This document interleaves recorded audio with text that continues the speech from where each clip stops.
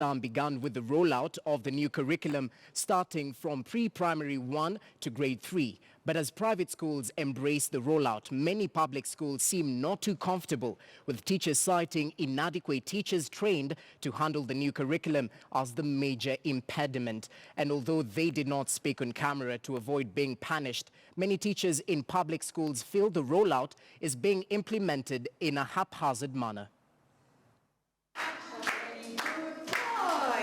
These are pre-primary 1 pupils at Good Testimony School in Embakasi in Nairobi. This 4-year-old age group will be referred to as nursery school under the old curriculum. And here, teacher Lilian Mutia alongside her 2 co-teachers are taking these young boys and girls through their first lesson under the new curriculum. And everything looks extremely different from the previous system. What is important in this group is development of the muscles. The child doesn't have to strain so much. Here we allow them to build their muscles. Their muscles are developed by what they are doing, coloring, painting, and such like. Unlike the old system that you could be forced to write even when you are not ready for that. And some of us could even hate writing.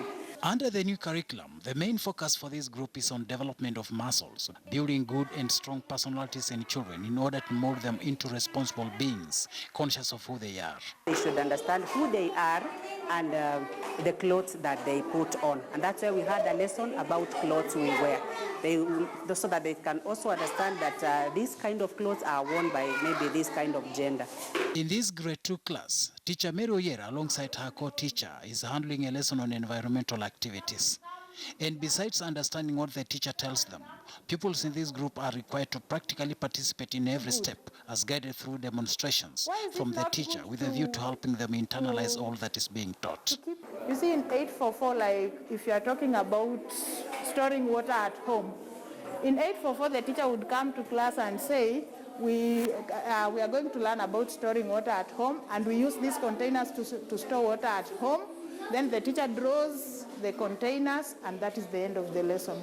But now in CBC, we are saying we are learning about storing water at home. Then the critical thinking comes in when you ask them, why do you think we need to store water?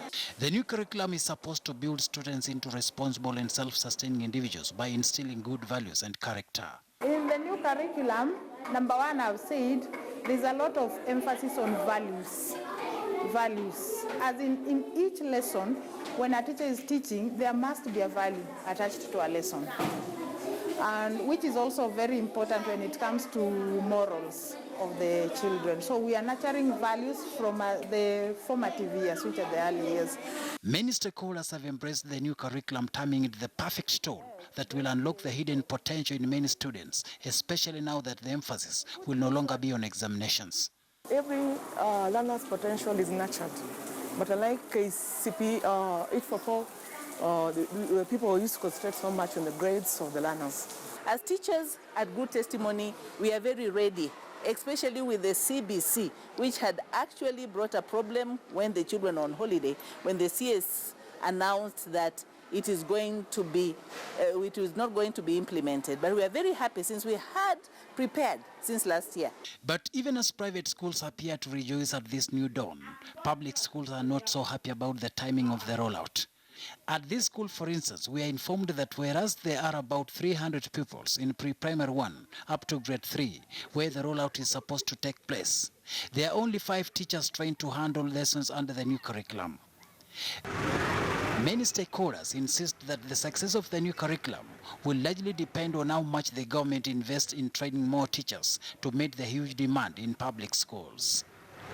Shadrack Miti, KTN News.